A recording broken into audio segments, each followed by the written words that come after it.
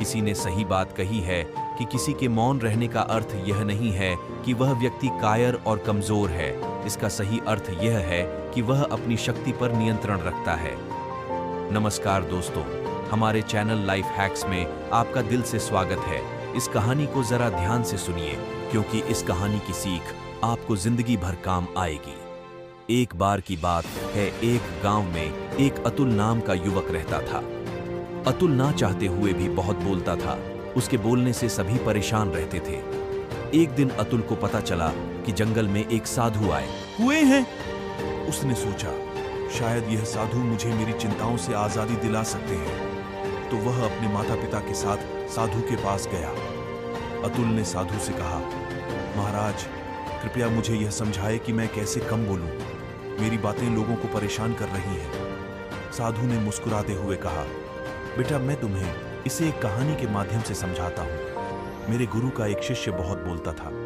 वह हर समय कुछ ना कुछ बोलता रहता था और कभी शांत नहीं होता था।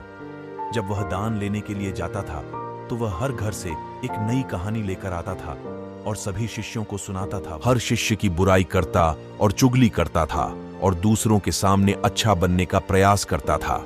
सिर्फ अपने मुंह से खुद की तारीफ करता था और गुरु के सामने खुद को सबसे बुद्धिमान और अच्छा साबित करने का प्रयास करता था। वह खुद को सभी शिष्यों से अलग और श्रेष्ठ मानता था। एक दिन गुरु सभी शिष्यों को बोले कि अगले 1 महीने के लिए कोई ना कोई संकल्प लेना होगा।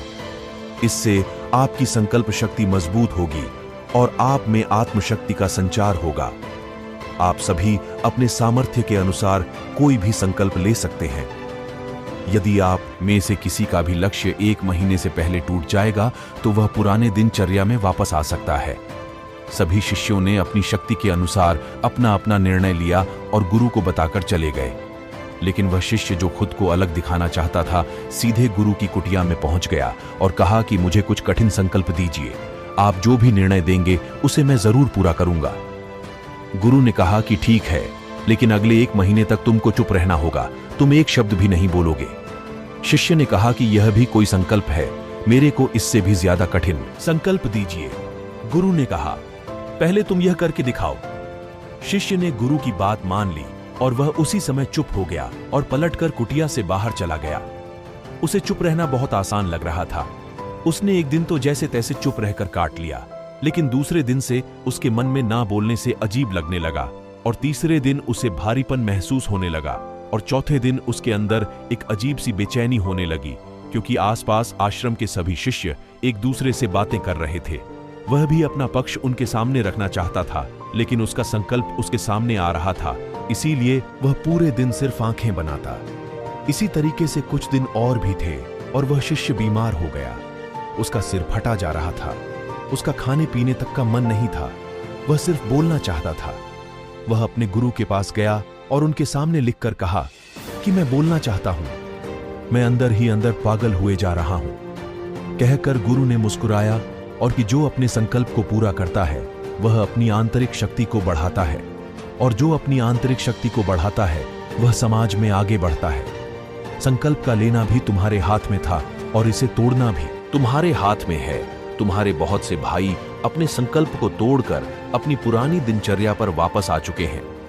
अगर तुमसे नहीं हो पा रहा तो तुम भी संकल्प छोड़कर अपनी पुरानी दिनचर्या पर वापस जा सकते हो। लेकिन याद रहे, अगर आज तुम इस छोटे से संकल्प को नहीं संभाल पा रहे हो तो तुम अपनी बाकी की पूरी जिंदगी को कैसे संभाल पाओगे? बाकी तुम जानो, फैसला तुम्हारे हाथों में है। गुरु की यह बात उस शिष्य के दिल में चोट कर गई। वह बिना कुछ बोले वहां से वापस चला गया और खुद को कुटिया में बंद कर लिया।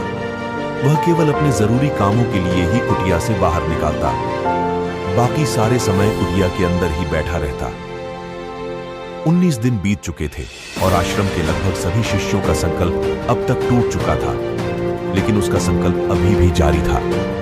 संकल्प लेने के बाद से अब तक उसने एक शब्द भी नहीं बोला। सारा आश्रम हैरान था। 19 दिन बीतने के बाद वह दोबारा अपने गुरु के पास गया और लिखकर बताया कि गुरुदेव, मैं बाहर से तो चुप हूं, लेकिन मेरे भीतर बहुत सी आवाजें हैं, बहुत सी चीख पुकार और शिकायतें हैं। मैं अंदर ही अंदर बात करता रहता हूं। मेरा मन तरह तरह के प्रश्न पूछता है।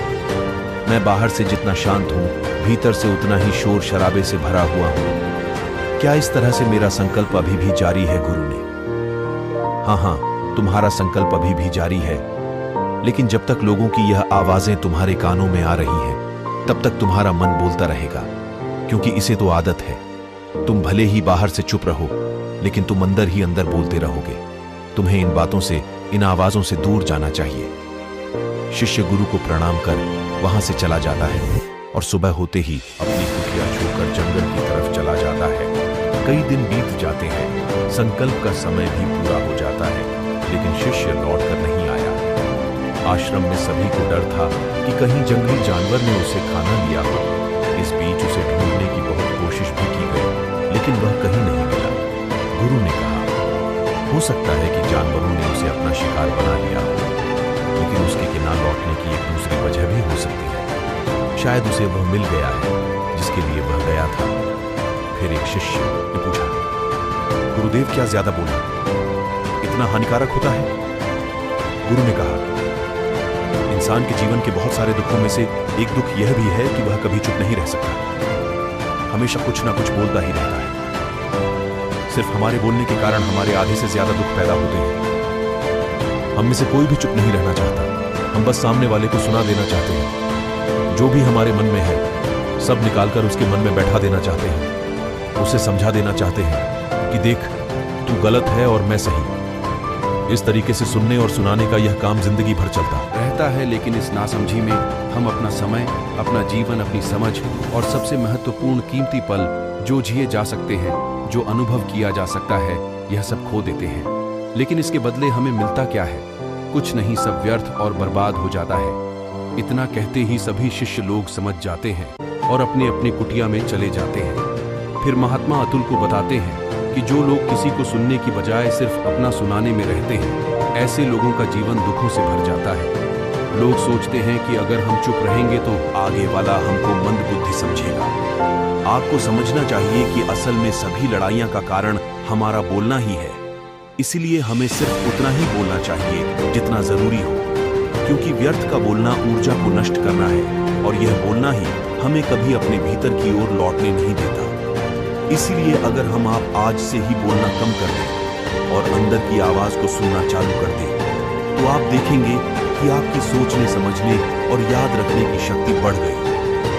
दोस्तों, उम्मीद करता हूं कि आप सबको यह कहानी पसंद आई होगी। इस वीडियो को अपने दोस्तों के साथ अवश्य शेयर करें और इस वीडियो को लाइक करें, और ऐसे ही मोटिवेशनल वीडियो देखने के लिए लाइफ हैक्स चैनल को सब्सक्राइब जरूर करें। धन्यवाद।